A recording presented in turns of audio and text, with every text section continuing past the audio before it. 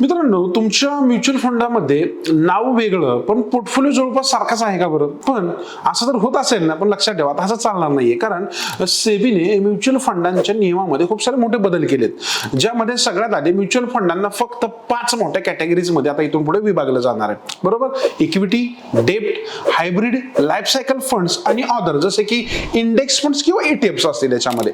याचबरोबर आधी म्युच्युअल फंडामध्ये एक स्पेशल कॅटेगरी होती, रिटायरमेंट फंड, आणि किंवा त्याला आपण दुसरी होती ती म्हणजे चिल्ड्रन्स फंड. आता यांना सोल्युशन ओरिएंटेड फंड्स म्हणायचे.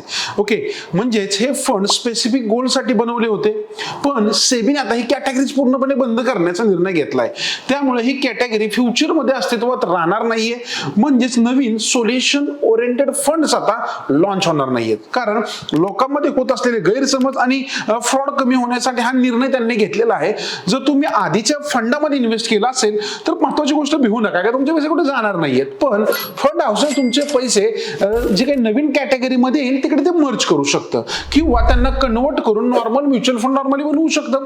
म्हणून आता सेबीने 2017चं जुनं सर्क्युलर रद्द केलंय आणि सर्व AMC कंपन्यांना पुढील 6 महिन्यात त्यांच्या स्कीम्स नवीन नियमानुसार बदलाव्या लागतील असं सांगितलंय. आता सगळ्यात मोठा बदल पोर्टफोलिओ ओव्हरलॅपवर नियंत्रण ठेवणे. कारण सेक्टोरल आणि थीमॅटिक फंड्स दुसऱ्या इक्विटी स्कीम मध्ये 50% जास्त गुंतवणूक करू शकत नाहीयेत आता. ओके, जर जास्त ओव्हरलॅप असेल तर स्कीम डायरेक्ट मर्ज केले जाऊ शकतात. म्हणजे आता डुप्लिकेट फंड्स आणि क्लोजेस्ट इंडेक्सिंगवर आता पूर्णपणे ब्रेक लागणार आहे. आणि दुसरा मोठा बदल म्हणजे नेमिंग रूल. आता कोणतीही स्कीम फक्त हाय रिटर्न दाखवणारे नाव वापरू शकत नाही.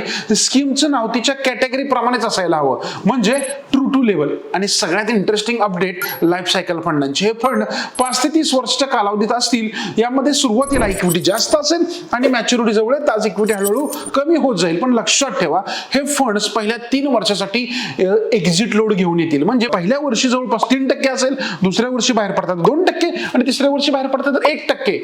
तर एकूणच हे बदल एक इन्व्हेस्टर प्रोटेक्शन आणि ट्रान्सपरन्सी आणि क्लिअर कॅटेगरायझेशन साठी करण्यात आलेले आहेत. आता प्रश्न असा की तुम्ही ह्याच्यामध्ये कुठे आहे का आणि तुम्हाला हे माहित होतं का? आणि जर असं इन डिटेल जाणून घ्यायचं असेल ना तर फिनचॅक तुमच्याकडे ठेवा. कारण हे फिनचॅक मध्ये आम्ही असं खूप सारे डिटेलमध्ये शिकवत असतो, जेणेकरून आम्हाला वाटतं प्रत्येकाला ही गोष्ट समजली पाहिजे. ज्याला समजते तो चांगलं डिसिजन घेऊ शकतो. चॅनलला सबस्क्राईब करा विसरू नका.